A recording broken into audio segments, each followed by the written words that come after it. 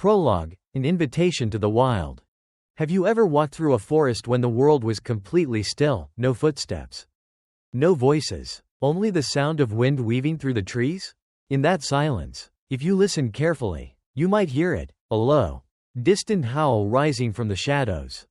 It's not just a sound, it's a calling. Not just from a creature of the wild, but from the wild itself. The wolf is more than an animal. It is a guardian of the untamed, a symbol of freedom, instinct, and survival. It watches from the tree line, unseen but ever present, reminding us that there is a world beyond our cities, beyond our lights, a world that still breathes, roams, and remembers. Many fear the wolf, some respect it, few truly understand it. But what if you could see through the wolf's eyes? Feel the snow beneath your paws? Hear the heartbeat of a pack moving as one? What if, for a moment, you left behind the noise of your life, the screens, the clocks, the endless rush, and stepped into the forest not as a visitor, but as a creature that once belonged there? This is not just a story. It is an invitation. An invitation to explore not only the wilderness out there, but something deeper, the wilderness within you. Because in the howl of the wolf, there is a message for all of us. We were wild once. And maybe, we still are. Are you ready to follow the call? The spirit of the wilderness. In the stillness of the forest, when the stars blanket the sky and the air turns cold, a single, haunting howl pierces the silence. It's the voice of the wolf, ancient, commanding, and eternal. The wolf, Canis lupus, is one of the most iconic and misunderstood creatures in the animal kingdom. A predator, yes, but also a symbol of loyalty, intelligence, and survival. For thousands of years, humans have told stories about wolves, sometimes as monsters, sometimes as heroes. What makes the wolf truly special is not just its strength, but its deep connection to the natural world. It is a creature shaped by mountains, forests, tundras, and deserts. Wherever it roams, it leaves behind the mark of wildness, of something untamed and pure. Physical features, built to thrive. Wolves are built for endurance and resilience. They have long legs, broad chests, and strong jaws that allow them to travel vast distances and take down large prey. A wolf can run up to 60 kilometers per hour and can cover over 50 kilometers in a single day without rest. Their thick double-layered fur protects them in extreme climates, from Arctic blizzards to alpine winds.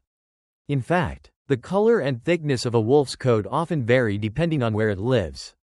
Arctic wolves, for instance, have snow-white fur to blend into frozen landscapes, while forest wolves may be gray, brown, or even black. Their eyes glow with intelligence, often golden or amber in color, and are capable of seeing well in low light.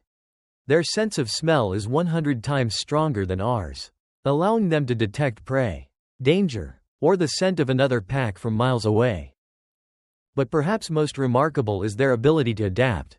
Wolves are survivors. They can thrive in harsh deserts, snowy mountains, remote forests, and even near urban edges, so long as they're not hunted down. Pack structure, a family above all. Wolves are incredibly social animals. They don't live as loners but as part of tight-knit packs, essentially extended families that rely on cooperation and mutual care. A typical wolf pack is led by an alpha pair, usually the breeding male and female. But they are not tyrants. They don't rule through violence. Instead, they lead by wisdom, experience, and confidence. Their leadership keeps the pack focused and united. Each member has a role.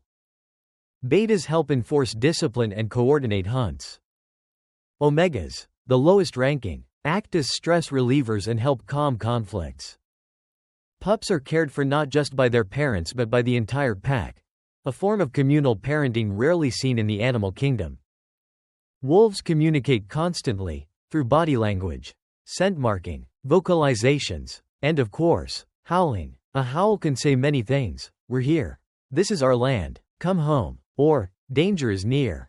The harmony of the pack depends on this silent language. A strong pack is a wolf's greatest strength. Alone, a wolf is vulnerable, but together, they are powerful. Hunting and survival, strategy, not brutality. Wolves are apex predators, but that doesn't mean they kill recklessly. They hunt with precision and patience. Prey is not chosen randomly. Wolves target the weak, sick, or isolated, helping to maintain the health of prey populations like elk, deer, or bison. Hunts often begin with long chases, testing the stamina of the herd. Wolves work as a team, flanking their target, cutting off escape routes, and wearing the prey down. It's a display of incredible coordination and instinct. Despite what many people think, wolves don't kill every day. A successful hunt may only happen once every few attempts. When food is scarce, wolves will scavenge or fast for days. They also remember. Wolves can track migration patterns, avoid danger zones, and even recognize man-made threats like traps and roads. Their survival depends not just on strength, but on knowledge.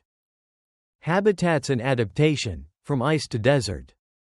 Wolves once roamed across almost all of the northern hemisphere, from the forests of Japan to the deserts of the Middle East. From the icy tundras of Alaska to the forests of Germany. They are masters of adaptation. In the Arctic, wolves travel across frozen tundras hunting caribou.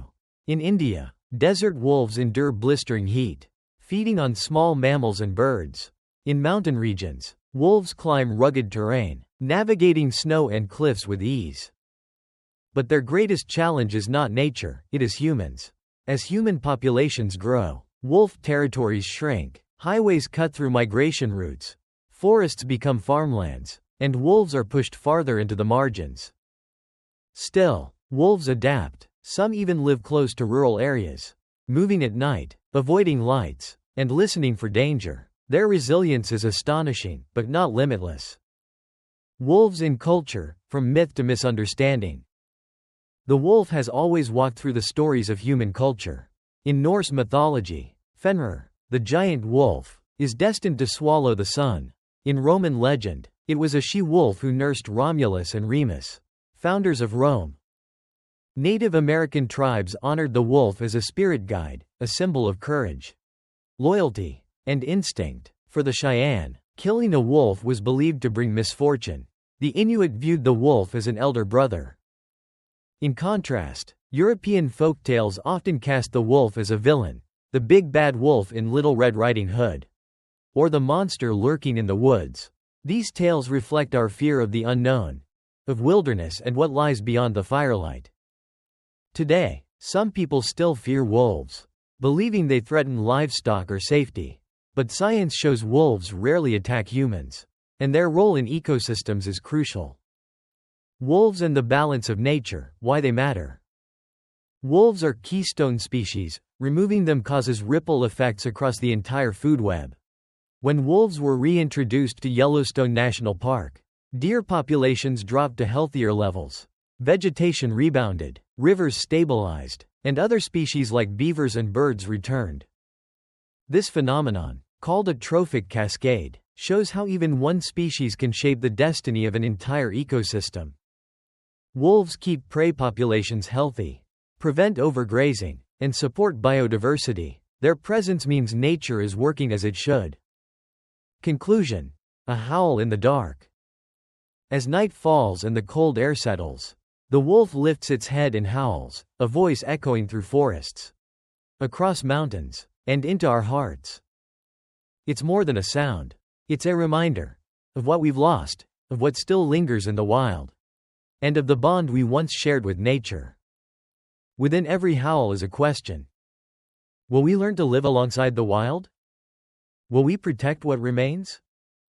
And will we, in our modern lives, remember the call of the wolf that still echoes in our own blood? Epilogue: when the wild still whispers. The fire dies low, the stars begin to fade, and the forest returns to stillness. The howl of the wolf no longer echoes through the trees, but somehow it stays with us. We may not walk on four legs or run with a pack, but part of us understands the wolf, the longing for freedom, the need for connection, the quiet strength in surviving another day. In a world growing louder and faster, the wolf reminds us of a rhythm older than machines, deeper than words. It reminds us that life is not about control, but balance. Not about domination, but harmony. The fate of the wolf is a mirror of our own. When we protect the wild, we protect ourselves, our air, our water, our future. And when we lose the wild, we lose a piece of who we are.